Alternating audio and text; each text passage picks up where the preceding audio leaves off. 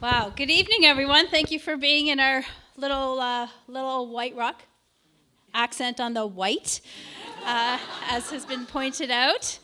I'm on a little journey of self-discovery, have been for a little bit, meditating and taking some therapy and watching inspirational YouTube videos, journaling. So this course is all part of that. But I'm hitting a milestone in the new year. I'm turning the big 5-0. Thank you. And age hasn't been a big deal for me because I feel good about the things, I've lived through and done. But I realized that I've missed the opportunity to enjoy a really good midlife crisis. Unless I live till I'm 100 years old, my midlife was like a couple of decades ago. So anyways, but a little bit about me. I was born and raised in Toronto. I have beautiful, educated, smart parents who came from India, small town in the foothills of the Himalayas. Go and discover yourself. It's called Shimla. It's a beautiful place. I've been involved in the community. I run a little not-for-profit. I'm considered like one of those people that bring people together, a conciliator, a peacemaker. A lover, not a fighter. So I'm obviously divorced.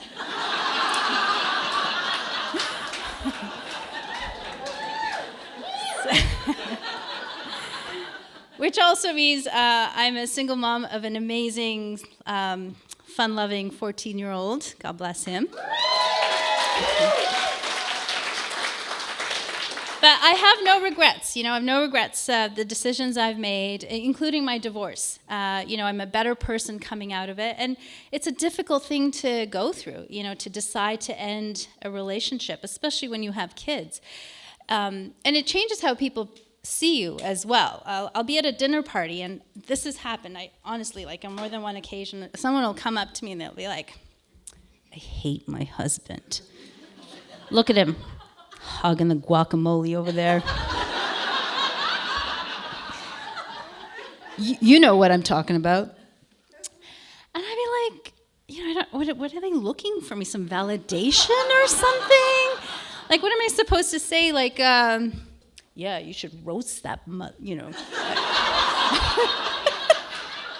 I'll give you the phone number of my lawyer tomorrow.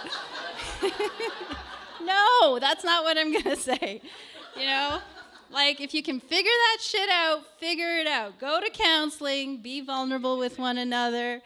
It's tough. And, we went through all that. We decided what we did, and I'm glad for it.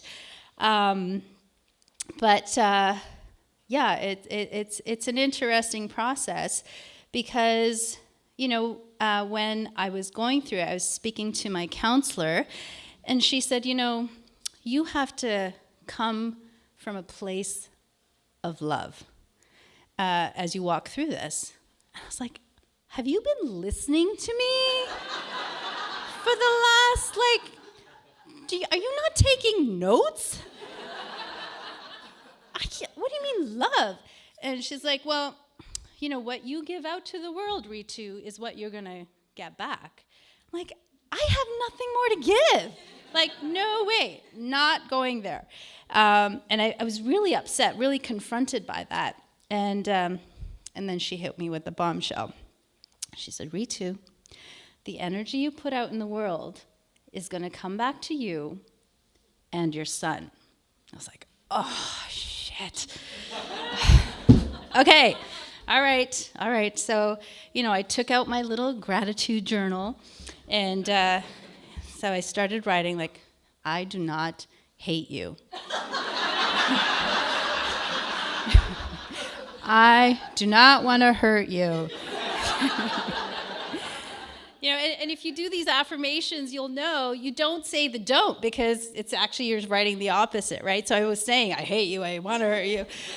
So, after lots of counseling and lots of journals, I was able to write and feel and even write to him, I forgive you. And so, even I can say I have love in my heart for him now. I'd never want to be back with him. Let's be clear about that. So, we're able to do, support one another, and be a family because of our beautiful son, which I'm really grateful for. I mean, we have our triggers. It's not perfect, so, but it's a good thing. And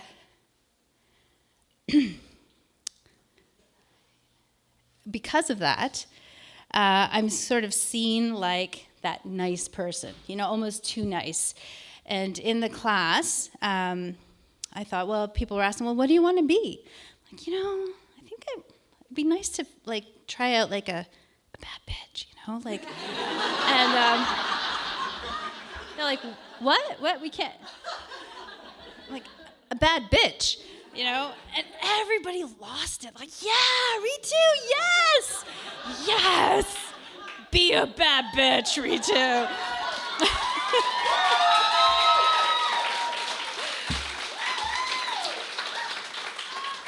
It's so crazy. There's so much enthusiasm about it. So, so I went home, got out my journal, and, so I started writing, okay, I want to be a bad bitch. No, be affirmative. I am a bad bitch. I am a bad bitch. I wrote it so many times to really try to absorb it. When you're in school and have to write on the chalkboard, lines when you're punished. And so, I was trying to feel it out. And then around that time, my ex called me and he was concerned about a health issue. And, I thought, let me see. This could go a couple of ways. If it was me, prior to my stack of journals and healing, I probably would have been like, so? Go figure it out. Why are you calling me? Call your girlfriend.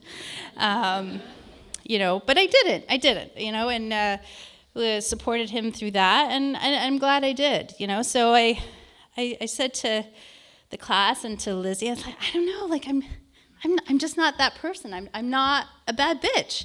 I think I'm okay with that.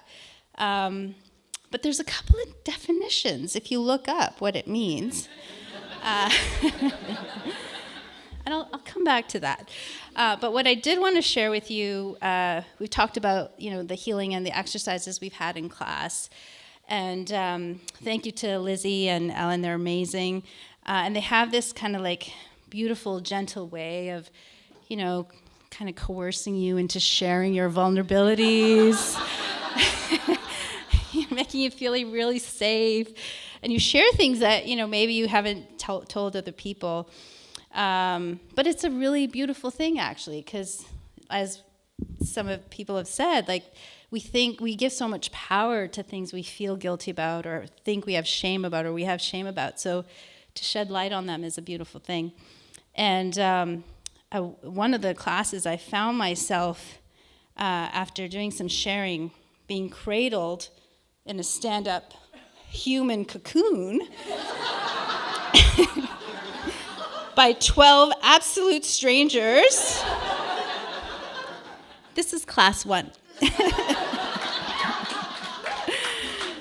And we're all of a sudden I feel like we're swaying, and there's the soft music, and but at first but it wasn't awkward actually, because the way Lizzie takes you through everything, you feel really safe. But it was a soft landing for me, and I started to cry, and I actually started to sob, and I realized, because I don't think I had allowed myself to grieve over so many things, probably in the last 10 years. The loss of my dad, he died of brain cancer, my loss of our marriage, the loss of, when you want to do things for, when I've wanted to protect my son and I felt like I haven't been able to, so many things. And I realized many of us probably don't have a soft landing. You might be in your bedroom or in your car and you cry by yourself when you hear that sad song, and you let it out, and that's awesome, that's great. But we need those safe places to be able to do that.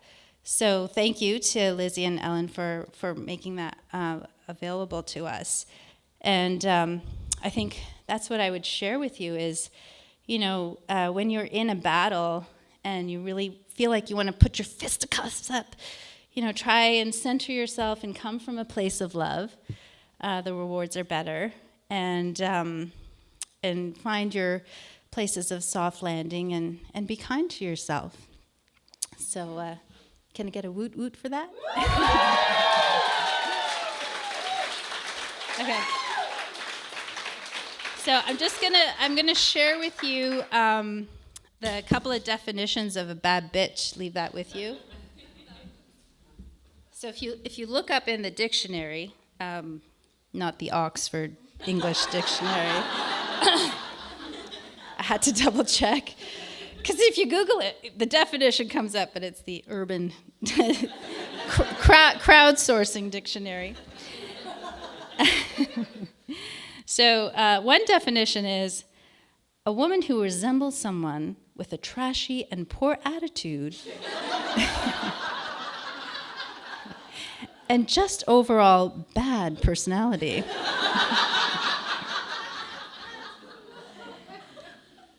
Another one.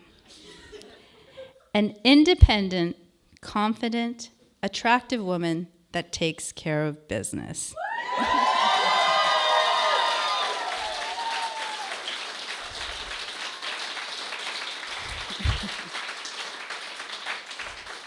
I'm okay straddling both of those definitions. So that's me, guys. Thank you.